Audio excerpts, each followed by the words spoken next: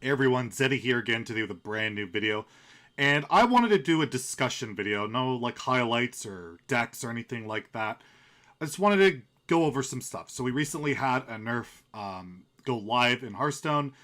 Twin Slice got nerfed to 1 mana, so things are going to play out, but that doesn't really relate to what the topic of this video is.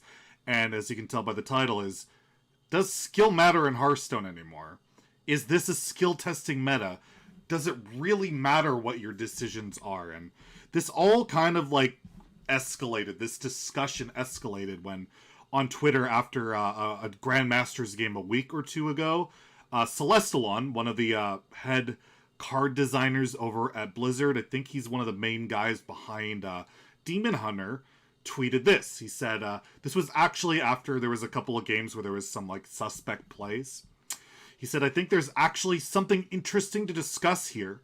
Yes, there have been some objectively wrong throws, so players playing poorly, but I also think this might be the most skill-testing meta we've ever seen. And this really sparked a debate. If you look in the thread, I'll link this tweet in the description below, but if you look at the thread, you have like GMs like Language Hacker and Bloodyface kind of disagreeing with him and pointing it out, and I went off on my stream for days on end about this. It's kind of a meme now, that this is not a very skill-testing meta, but, you know, I rant and rave, and I'm pretty well-spoken in my YouTube videos, but I haven't really put a well-spoken argument to this, and I was thinking about doing that, but a top pro player by the name of Maxime Pelletier, I believe, put out a series of tweets that perfectly illustrated how myself and many others feeling. I'll also link his tweet in the description below. It has like over 500 likes, so there might be a good chance you've seen it, but I want to share this in case you haven't seen it, because it brings up a lot of the good discussion points as to why you might be particularly frustrated when you log into Hearthstone. That is, if you're kind of more of a competitive mindset player. Yeah, if you like random nonsense and just crazy shenanigans, this game's probably fine for you, but let's take a look at what his argument was and his illustrations as to why the game might not be so skill testing right now. So he kind of outlines the typical progression in Hearthstone, right? This is basic fundamentals. You learn the fundamentals of the game, trading, tempo, ordering, all that. Then you learn to play your deck optimally by playing it yourself. Basically, what I always strive to my viewers to do when we want to hit legend is play that tier 1 deck over and over. Just keep at it, practice, grind, and you'll eventually get to legend. And that's about mastering the deck. And then finally you kind of learn what your opponent's doing, what might be in their hand, what their strategy is, how they might counter you.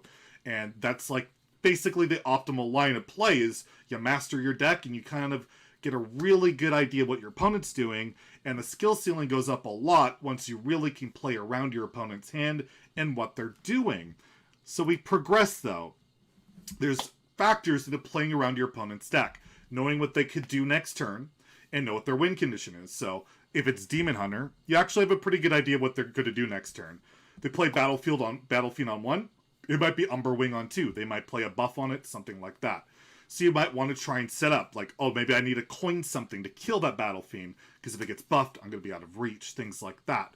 So that's kind of, basic understanding of what your opponent's next turn, and knowing what their win conditions. Say they're like old school combo deck, like Freeze Mage or something, and they're going to burn you out. Like, you would need to play around. Like, I need to stay above 15 health here, because they might have Fireball, Frostbolt. That's 15 damage. So let's play around that. All sorts of things, like he highlights here, you might prioritizing killing an Acolyte of Pain because you don't want your opponent to draw too much in a combo deck. Things like that. So that, like, the better you get at these things, the better a player you are, the more you can use skill to determine the result of the game. And then he takes a look, basically, at what all of the key archetypes of the game were in the past and what they are now. So you look at aggro. Aggro in the past was very aggressive, but lacks card draw, so you can get a card advantage. Now aggro, well, it's Demon Hunter and Warrior. They all have basically unlimited card draw, unlimited reach, and you have to kill them because you can't control them. It's effectively saying, it's really hard to even play control against aggro decks these days because they draw their whole deck. You can't run them out of stuff, and it's super hard to get out of range of their damage output. Control in the past, you had to use your defensive tools efficiently and run your opponent out of resources. Like old school controller, you had 2 shield slams, 2 brawls, you have like Baron Gedded, you have a Gore Howl, you have to utilize all these, try and destroy everything your opponent does while not dying. Well, now Control, they half the decks have near infinite resource generation, so basically true Control doesn't exist. You can't play old school Controller, it doesn't work.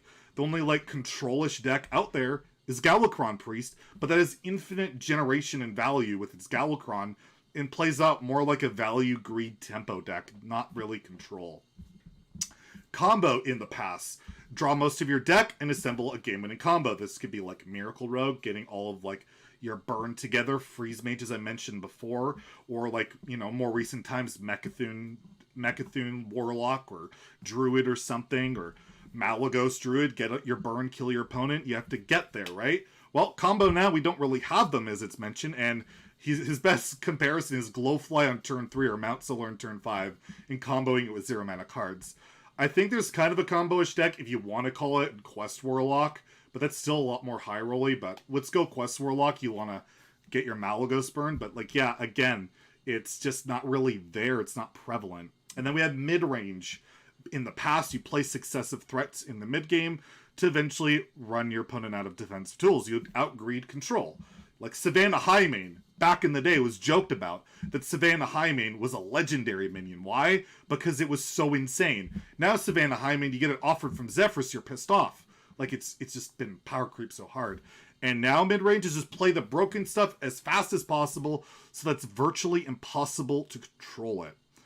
That's basically it. You look at mid-range decks, you just, it's like Highlander, right? Dragon Queen, or just do something broken with, I think Token Druid could even fit in this place. You just play the most broken crap every turn, hope to high roll and win, and basically you're going to keep replenishing yourself, whether it be through lackeys and things like that. That, again, it's kind of ridiculous how it's scaled. So his main conclusion from this is that every win condition now is do broken stuff faster than your opponent. It's not really about planning your game plan. It's not about utilizing resources. It's not about anything like that. It's just spam broken crap and try and high roll your opponent.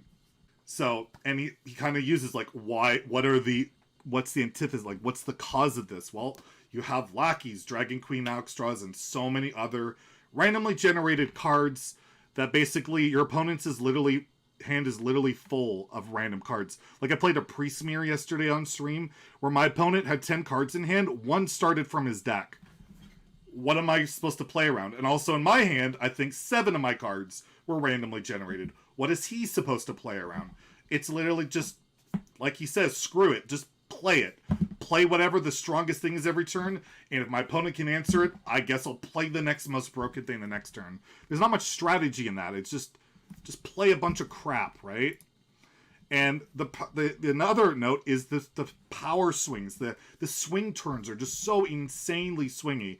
And a lot of this is due to 0 mana cards, as highlighted here. You've got Mount Seller with your 0 mana cards. You have the Quest Warlock. You have Edwin, which you can cheat out. A giant Edwin, Galakrond, Togwaggle. You got the Brutes. And then, you just have ridiculous things like Zephrys can swing the board. You got a board clear you shouldn't have. Dragon Queen can just heal you to full and clear the board depending on things. It's just things you cannot ever play around. You just have to hope your opponent doesn't high roll. So again, it's you just hope your opponent either doesn't have it or they don't get lucky when they play it. And again, there's not really any skill in this. It's just, let's hope for the best.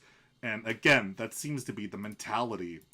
So that's basically the summation of his argument here, is the cards are so random and they're so swingy that, yes, there are decisions that are made every game. Of course you make decisions in a Hearthstone game, but do they matter? The incremental decisions a lot of time just don't matter because of the random effects or the giant swing turns or anything like that. You may have made every single correct play the entire game, but then the Dragon Queen Alexstrasza come down and tells you, doesn't matter, you lose the game. So that can be one thing that's just really frustrating. And the way to get around this, I really think, is getting away from such high variance RNG cards like Lackey specifically, and get away from cards that cost 0 mana, because 0 mana is just, it's always been a problem, and there's just never been more 0-mana cards in the meta right now than I've ever seen before. So I just thought I'd share this. I thought it was a great tweet, a great series of tweets by a Pelletier here. Make sure to take him a look on Twitter. I dropped him a follow. He's always got some interesting insights, so I want to thank him for that. Give him a shout out. Really well done. Put it better than I probably could have, and yeah, I wanted to share it with you guys. Let me know what your thoughts are in the comments below. Do you agree? Is this part of your frustration, or are there other points you'd like to point out, or do you disagree? Anything like that, it's always fun to have that debate. If you like the video, please like and subscribe. Let me know if you like these discussion-based videos. And yeah, have a great day. Stay salty, my friends.